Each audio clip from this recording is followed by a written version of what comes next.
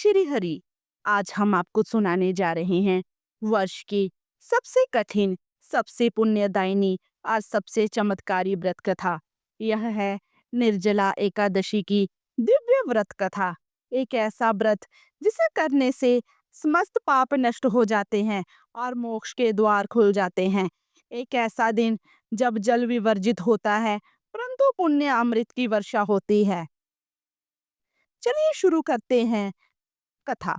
प्राचीन काल की बात है। महाभारत का समय था। पांडव वनवास पर थे।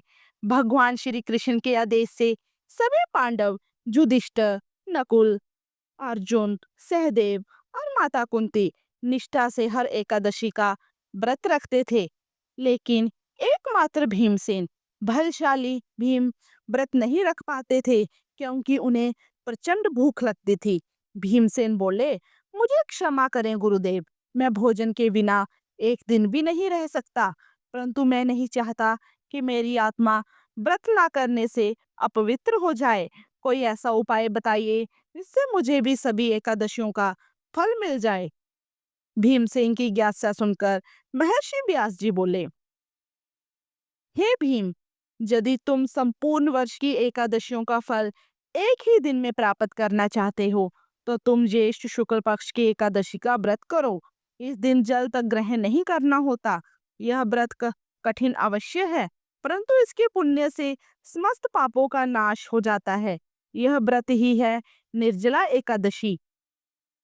गुरु की आज्ञा पाकर भीमसेन ने निर्जला एकादशी का व्रत करने का संकल्प किया। ना अन्न, ना जल, ना फल, ना जलपान। सूर्य की तपती किरणों में भीमसेन डटे रहे। उपवास में, भक्ति में, श्रद्धा में रात्रि जागरण किया और द्वादशी को ब्राह्मणों को दान देकर व्रत का पारण किया। हे विष्णु भगवान, आज मैं केवल व्रत नहीं कर रहा, मैं अपनी आत्मा को शुद्ध कर रहा हूँ। मुझे जीवन भर की एकादशियों का फल नहीं चाहिए, मुझे तो बस आपकी कृपा चाहिए। उसी दिन से उस व्रत को भीमसेनी एकादशी भी कहा जाने लगा। जो व्यक्ति इस दिन व्रत करता है, विशेषकर बिना यल के, उसे करोड़ों यज्ञ, तीर्थ स्थान और दान का फल मिलता है। वह मृत्यु के बाद सीधे विष्णु लोक को प्राप्त करता है। यह व्रत न केवल शरीर की तपस्या है, यह आत्मा की मुक्ति का द्वार है। इस दिन की व्रत विधि कुछ इस प्रकार है। दशमी की रात से अन्न त्याग दें। एकादशी के दिन ब्रह्म मुहूर्त में उठकर स्नान करें। पूरे दिन जल तक ग्रहण न करें। भगवान विष्णु की पूजा करें। तुलसी, पीले पुष्प, दीप, धूप से रात्रि जागरण करें और हरि नाम का कीर्तन करें। द्वादशी के दिन ब्राह्मण को भोजन करवाकर स्वयं पारण करें। भाइयों और बहनों, निर्जला एकादशी व्रत नहीं है, यह आत्मा की परीक्षा है। इस दिन किया गया एक एक क्षण का तप आपको जन्मों के पापों से मुक्त कर सकता है।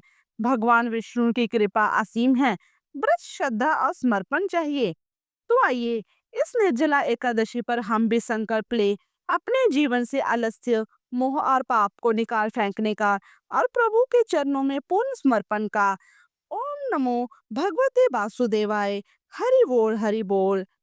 अगर आपको यह कथा भावुक और प्रेरणादायक लगी हो तो इस वीडियो को लाइक, शेयर और सब्सक्राइब जरूर करें और कमेंट में लिखिए जय श्री हरि।